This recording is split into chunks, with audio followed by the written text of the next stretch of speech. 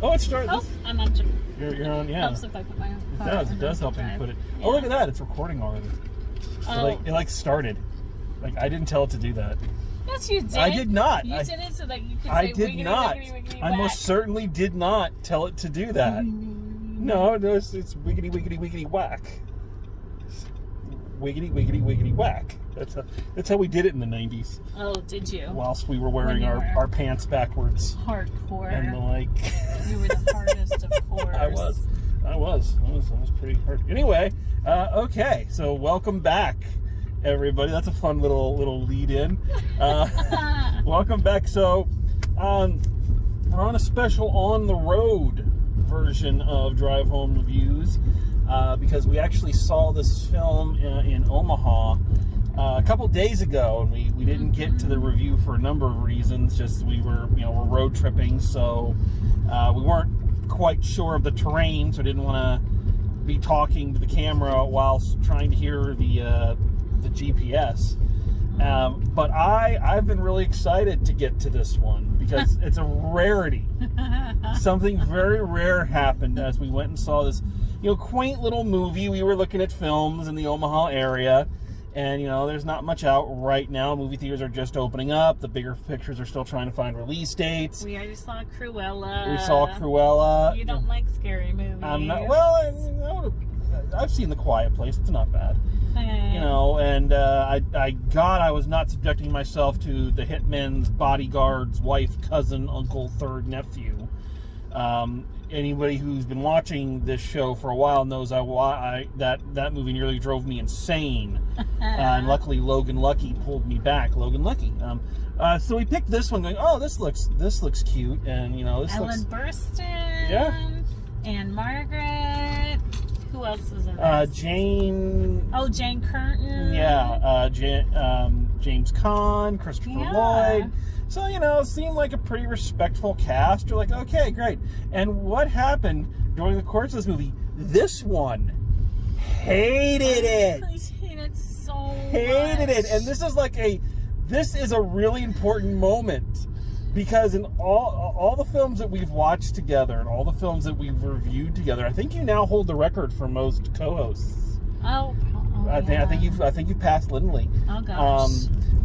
But in all the films we've watched and reviews together, you have always found the bright spot and always found the good things. Even Godzilla vs. Kong, which you were not a huge fan of. No, it was still credible. I could see the point of that. But this one, it's drivel with. It does injustice to the name of drivel. Like, there is no redeeming qualities about this movie whatsoever. So I've just been looking forward to this because normally I'm the old crank. I'm the guy who hates everything. But now, I'm gonna say I'm getting ahead of myself. I didn't like it, but I think there were parts of it I went, okay, that's kind of amusing. More so than you, which I don't think there was any part of this that you enjoyed on any level. God, not really. Like I. Okay. Do you need to do any introductory? Yes. Before we get into it, let's talk about what this movie is about. If you haven't heard of this movie, which you probably haven't, so Helen, what's her last name again? Ellen Burstyn. Ellen Burstyn is an old woman. Whose husband has recently passed away, and of course she and her daughter don't get along. Her daughter wants her to go live at a retirement home, and she's dead set against it.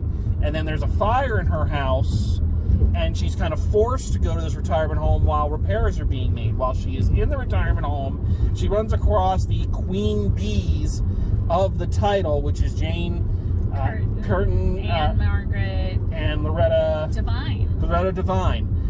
Who are basically the mean girls of the retirement home. And she gets in with them. She strikes up a romance with James Caan, and Christopher Lloyd is also there. Christopher Lloyd is also. French Stewart pops in for a while. French Stewart is there as like the head of the retirement home, which I thought French Stewart just kind of fell off the face of the earth. I didn't know he was still doing anything, which apparently he's really not. But anyway, so that's kind of, it's basically, it's the way it's advertised is it's like Mean Girls in the nursing home. Mean Girls in the nursing home and kind of Golden Girls the motion picture. Yeah. Of which it lives up to neither one of those. This would have been better if Jane Curtin and French Stewart at the end had revealed themselves to be aliens. And it was actually a continuation of Third Rock from the Sun. That would have improved this movie. Or Cocoon. Oh my god, like, okay. I'm a big Hallmark movie fan. You know this, like, She really is. I subscribe to the Hallmark movie channel. My youngest daughter and I, like River, who is gone, like, been on reviews here, we love to watch a Hallmark movie, especially if it's a holiday related one. And this felt like it didn't even live up to bad Hallmark movie standards. Like, it did not give its plot the forethought of a manufactured Hallmark movie. Like, the plot was so discontinuous. And it was like, honestly, I told you, like, when we left, it was like they wrote down a bunch of things on a post-it note, like old ladies smoking pots or beat up motorcyclists. They wrote a whole bunch of things out on post-it notes, and then they just threw darts at it. Just all the things that theoretically would have been funny. Yes. But that, but yeah, you're right. Like, I've never seen a film, well, that's not true, I have, but it's been a little while since I've seen a film that was like so cookie cutter and yet so vague at the same time. Usually you get one or the other. It gave too much exposition and then still not enough backstory. In the worst ways. I am such a stickler for how exposition is given across, because I teach playwriting, and you know how you deliver exposition is some of the most important stuff, because you just give it all in a big dump at the beginning. It's just very hokey, and they do this all through. Well, daughter, as you know, your father died, and Mom, I am mad at you because you didn't tell me how sick he was. Everybody clear on the conflict? Good. You know, the characters were very stock and yet had no. All right, the worst offender of this is Jane Curtin as the leader of the Queen Bees. Yeah. Just your typical mean girl bitch who doesn't like anybody, who nobody else seems to like, who doesn't get along with her family. Her son apparently tells people she's dead.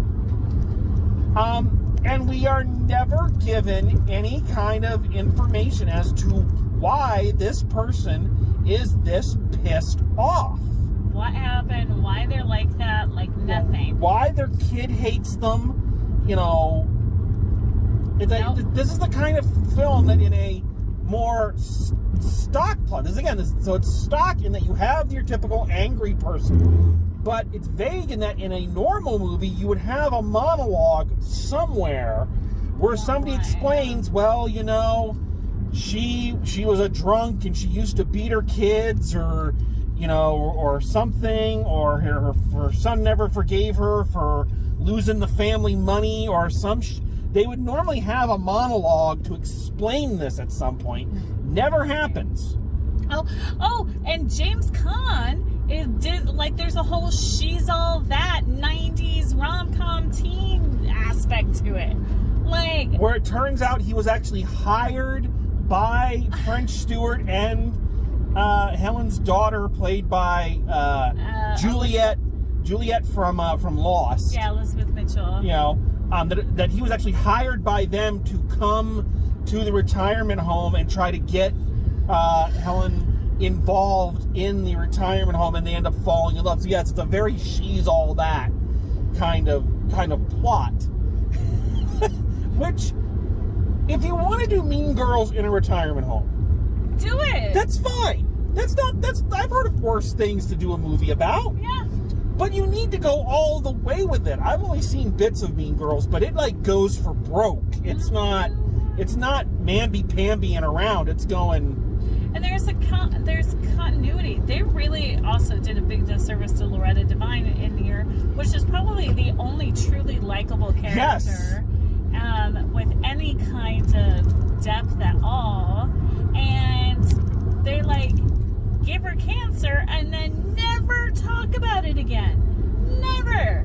Not once. Like, they give her cancer as a way for her and Helen to bond and smoke pot. and smoke pot to get that so that they have a friendship, and then that can lead her into the queen bees. And yeah, it's never brought up again until like the very end when Anne Margaret has a stroke, and they have a throwaway line about, oh, the two of us are going to move into an apartment together to take care of each other. Yeah. That's it. Yeah. You know?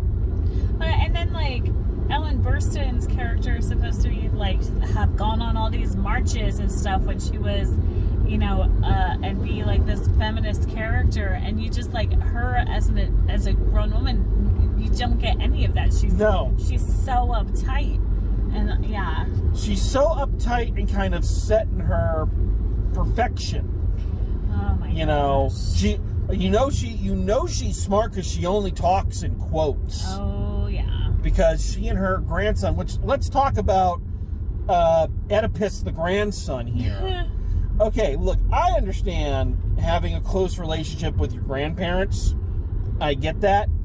Her grandson in this picture is a little too close. Yeah, I mean, it's not like they make out or anything like that, but it is like, I mean, and they don't really, they talk about him going to school and having a job and being an assistant manager and all this, but they don't really actually give him any depth at all. No. Like, you don't talk, like, he's obviously not just out of high school. Why is he having to go back to college? Like, what's he going to school for? Is he going to school to work with older people? Like, that would have been cool. Like, I want to go to school and help out. And, like, I decide I want to go to med school and be a doctor to fight off whatever killed my grand. I don't know. Like, there's just no depth at all. They give them character types, but no characters. You know, Anne Margaret is, of course, the Blanche who's sleeping around with all this. No, here's the weirdest one. Oh my word! This is the weirdest one. So she is now. She gets involved with Christopher Lloyd, who is just at the. Who is new to the retirement home, and of course, all the ladies go after him. Which, let me tell you something, folks. Watching ancient Christopher Lloyd be seductive is probably one of the scariest fucking things I've ever seen in my life. Watching young Christopher Lloyd be seductive would have been scary. Yes, no offense to Christopher Lloyd, who is an amazing actor. Brilliant actor, brilliant comedic mind.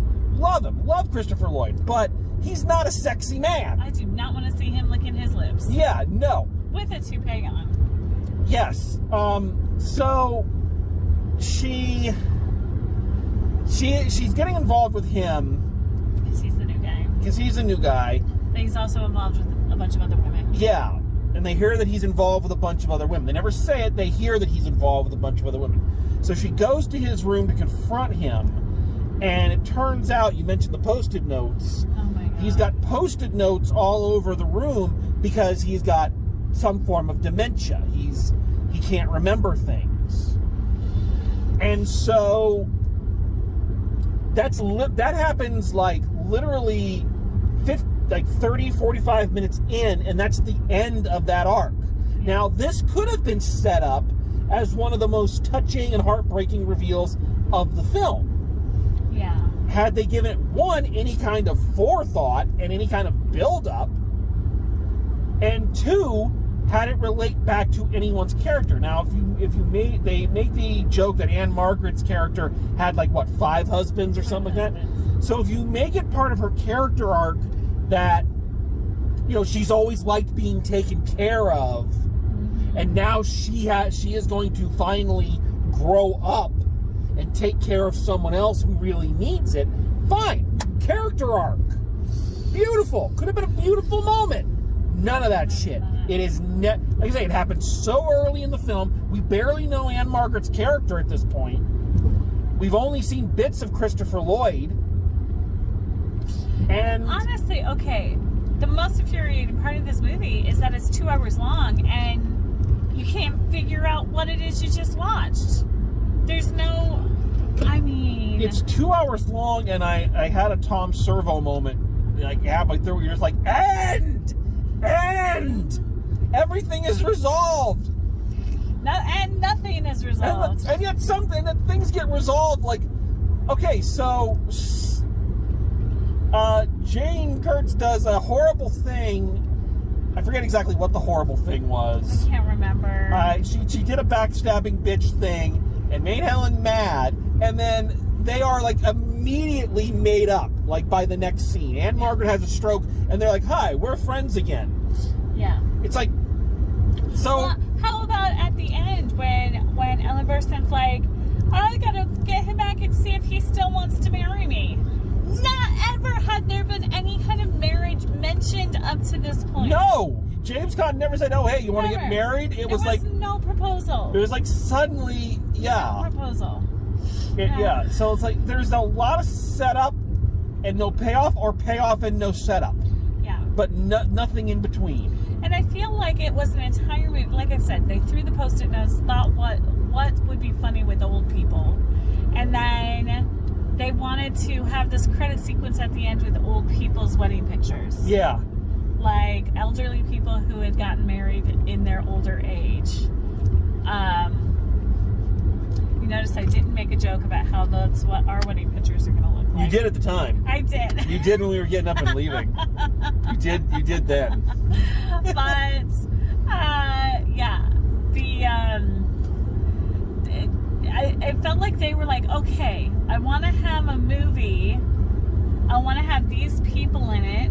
I want to end it with these pictures. Let's just, randomly choose bingo balls out of a pit and figure out how we get there. Yeah. It was, the characters were unsympathetic, unlikable, no depth. The plot was not a plot, it was a plot. Yeah. Okay?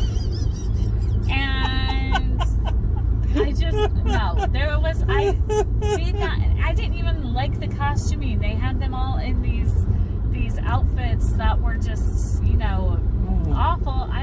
There was not a redeemable, like the only thing that would be redeemable would be Loretta Devine, and then they also screwed over her character. But I will say that is the only thing that's keeping it raised up a little bit for me, is I did like Loretta Devine. Whenever she was on screen, there was a pleasantness. Yes. Amongst all of the other disconnect, and it's like, oh yeah, Loretta Devine's here. She's fun. I would have loved her backstory. She's talking about her parents being hairdressers, her husband being gay. Yeah. Her story would have been far more interesting. Yeah, very, very much so. So yeah, No. yeah, it didn't quite, and really when you get down to like, okay, so what's, not to break everything down to a Saturday morning cartoon, but like, okay, yes, you see a movie, like, okay, what's the theme? What's the the moral that we're supposed to take away? That you should give in to everyone else's peer pressure and go to an old folks home? I thought the theme was the tagline they put in at the end, that 80 is the new 18. Yeah, if you're the fucking Highlander. I honestly, no. There would have been so many other ways that they could have improved this movie or made it palatable. I know you don't watch Friends, but, it's my middle kid's favorite show, so we've seen it a bazillion times. And there's a character who talks about, she decided to live her life, seize the day kind of thing, because she went to go see the movie Patch Adams, and when she left, she said, I'm never going to get those 2 hours of my life back. I'm never going to do something like that again. And that is exactly how I felt when I left the theater. Like, 2 hours of my life completely wasted, only redeemed because you were sitting next to me. I was about to say, not completely wasted, I would hope. Yeah. Only redeemed by the presence of your company. Otherwise, no redemptive qualities of this movie. And you see what the sad part is I know I'm going to do something like this again, because it's what I do for fun. So I know I'm going to see a terrible movie like this again, and you will most likely be dragged along with me. One can only hope. Yeah. Okay, so I think we've covered all the bases. So let's wrap this up. So I don't think it's a mystery.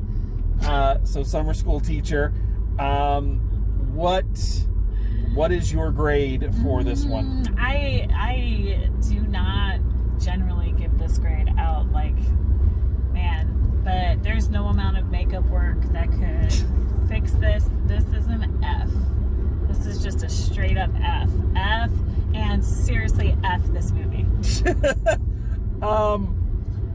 So for the first time, I'm actually going to go a little higher. Not by much. Not by much. I'm doing a D. A What? D minus on this Why? one. The D minus is that I feel like the caliber of actors they had, especially Loretta Devine and James Caan, were trying to pull this material up by their teeth. Right? Like, they were trying so hard, and the moments that I enjoyed from this movie, even though they were fleeting, either Loretta Devine was on camera or James Caan was on camera. And I feel like I'm giving a few extra points to those actors, not to the whole cast, to those actors who I felt did as much as they could with the material they had. And Yeah. to me, I'm recognizing the effort of those two. You know, but I see where you're coming from, but I say the same thing I say to my group project kids when they choose bad partners. You really should have thought about that before you got into it in the first place. I mean, yeah, fair enough. But yeah, so I'm going to D minus. Again, not much further from you. It's like it's just, if it hadn't been for those two actors, it would have been. It's definitely in the running for the worst movie I've seen all year. Is this really the first time that you've had a higher score than me? This is the first time. Even Kong versus Godzilla? I think. Oh yeah, you're right. I think I did have a higher score than you on that one. Now that I think about it, but yeah. So the lesson learned here, friends, is that if you are going to go see a bad movie, make sure the relationship is already fairly deep.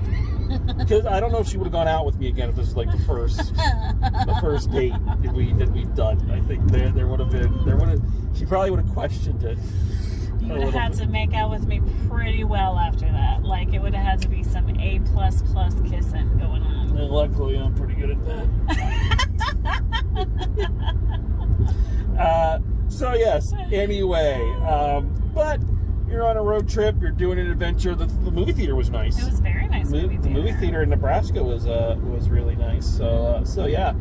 So just another simple shout out as we wrap up here.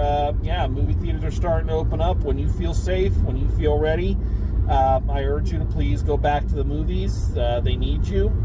And so go back. Also, you might notice the hat. I'm gonna give a little shout out to my viewers, which I think one of them is in the car. So I don't know how that's gonna work. Bob's Donuts in Omaha, Nebraska. So good. So good. Gluten-free donuts. And a Fruity Pebble donut, if you can believe it. So sweet, but well worth your time. So it's giving a little. I'm sure they're going to be flocked now with all my viewers. All that free advertising. I know, right? My dozens of followers. Yes. Anyway, but thank you for joining us. Again, rarity here on Drive Home Reviews. No doubt Becca will be joining us again very, very soon. So thank you for being here with us. And as always, drive safe, and we will see you at the movies.